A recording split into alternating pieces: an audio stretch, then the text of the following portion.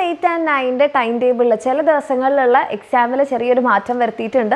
അപ്പോൾ SSLC അതുപോലെ higher സെക്കൻഡറിയിലുള്ള കുട്ടികൾക്ക് വേണ്ടിയിട്ട് സ്ക്രൈബ് എഴുതുമ്പം നിങ്ങളുടെ 8ാം ക്ലാസ്സുകാരുടെയും 9ാം ക്ലാസ്സുകാരുടെയും ടൈമിനൊരു ചെറിയ പ്രശ്നം ഉള്ളതുകൊണ്ടാണ് ഇത്തരത്തിലുള്ള മാറ്റം വന്നിട്ടുള്ളത്. അപ്പോൾ മെയിൻ ആയിട്ടുള്ള മാറ്റങ്ങൾ മിസ് ആദ്യം തന്നെ നിങ്ങൾക്ക് പറഞ്ഞുതരാം. അതായത് മാർച്ച് 6 രാവിലെ നടത്താനിരുന്ന 8ാം ക്ലാസ്സിൻ്റെയും 9ാം ക്ലാസ്സിൻ്റെയും പരീക്ഷകൾ മാറ്റിയിട്ട് അത് എപ്പോഴാണ് മാർച്ച് 7 അടുത്ത ദിവസം തന്നെ, പക്ഷേ ഉച്ചയ്ക്ക് ശേഷമാക്കി മാറ്റിയിട്ടുണ്ട്.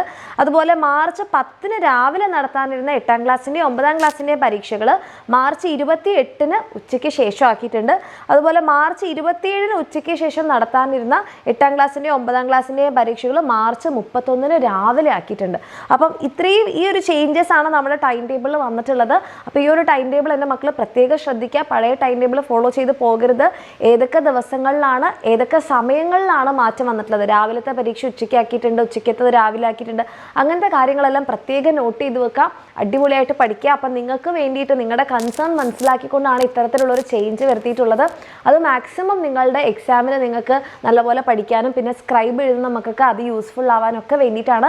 അപ്പോൾ അത് അതിൻ്റെതായിട്ടുള്ള രീതിയിൽ തന്നെ ഉപയോഗപ്പെടുത്തുക. ഇനി വരുന്ന കുറച്ച് ദിവസങ്ങൾ ഏറ്റവും എഫക്റ്റീവായിട്ട് തന്നെ എന്ത് ചെയ്യുക, എൻ്റെ മക്കൾ പഠിക്കാൻ വേണ്ടിയിട്ട് ട്രൈ ചെയ്യുക. ഓക്കെ, അപ്പോൾ അതേപോലെ തന്നെ മക്കളെ നമ്മുടെ എക്സാമിനറിൻ്റെ ക്ലാസ് 8ൻ്റെയും 9ൻ്റെയും ഒക്കെ നമ്മുടെ ബാച്ചിൻ്റെ ഓഫർ ഫീ എന്ന് പറയുന്നത് മാർച്ച് 20 വരെ മാത്രമേ ഉണ്ടാവുള്ളൂ. കാരണം മാർച്ച് 27 നമ്മുടെ 9ാം ക്ലാസ്സിൻ്റെ ആൽഫ ബാച്ചും അതേപോലെ തന്നെ മാർച്ച് 27 തന്നെ നമ്മുടെ 10ാം ക്ലാസ്സിൻ്റെ ലക്ഷ്യ ബാച്ചും നമ്മൾ ലോഞ്ച് ചെയ്യാൻ പോവുകയാണ്.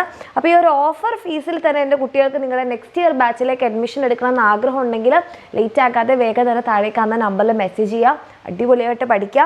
ഈ ഒരു ചേഞ്ച് നിങ്ങളുടെ എല്ലാ ഫ്രണ്ട്സിലേക്കും അറിയിക്കുക. എന്തൊക്കെയാണ് മാറ്റങ്ങൾ വന്നിട്ടുള്ളതെന്നുള്ളത് ഒന്നെങ്കിൽ സ്ക്രീൻഷോട്ട് എടുത്തിട്ടോ അല്ലെങ്കിൽ വീഡിയോ ഷെയർ ചെയ്തിട്ടൊക്കെ നിങ്ങളുടെ ഫ്രണ്ട്സിനെ അറിയിക്കുക. ഓക്കെ, അപ്പോൾ ഓൾ ദി വെരി ബെസ്റ്റ്. അടിപൊളിയായിട്ട് പഠിക്കുക.